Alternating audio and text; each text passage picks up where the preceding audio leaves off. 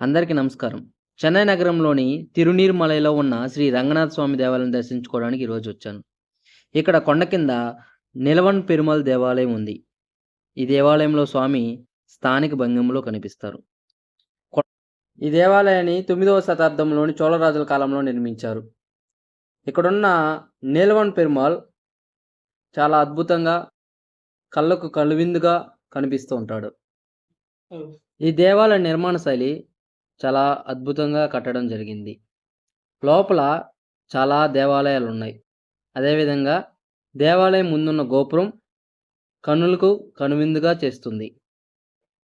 మహావిష్ణువు ఒక 108 దివ్యక్షేత్రాల్లో ఇదొక దివ్యక్షేత్రం.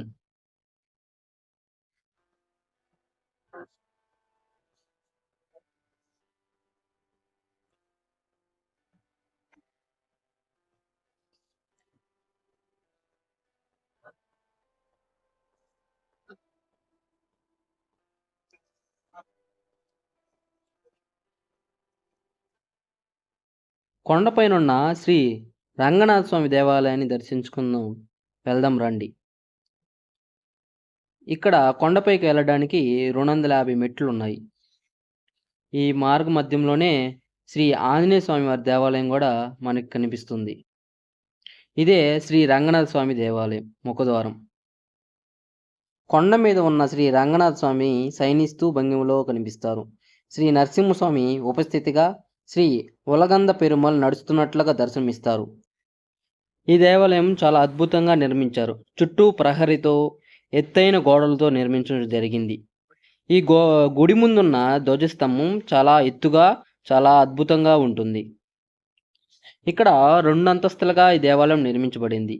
మొదటి అంతస్తులో గర్భగుడిలో శ్రీ రంగనాథ స్వామి శేషతలపు పైన శయనిస్తూ ఉంటారు.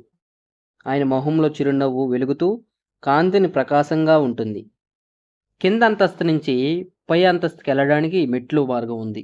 ఈ మెట్ల నుంచి వెళితే పైన బాలనరసింహ స్వామి అలాగే వెంకటేశ్వర స్వామి మనకి దర్శనమిస్తారు. రామాయణాన్ని రచించిన వాల్మీకి మహర్షి ఇక్కడున్న శ్రీ రంగనాథ స్వామిని దర్శించుకున్నాడు. ఆయన దర్శించుకొని శ్రీ రంగనాథ స్వామి ఆశీస్సులు పొందాడు. ఇక్కడ 3 పుష్కరులు ఉన్నాయి.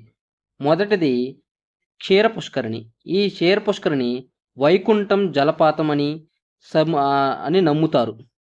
మరొకటి కారుణ్య పుష్కరిణి. ఇది నరసింహుని కన్నిటి నుండి ఏర్పడినది నమ్మకం. మూడవది స్వర్ణ పుష్కరిణి. ఇక్కడ 2 బ్రహ్మోత్సవాలు చేస్తారు.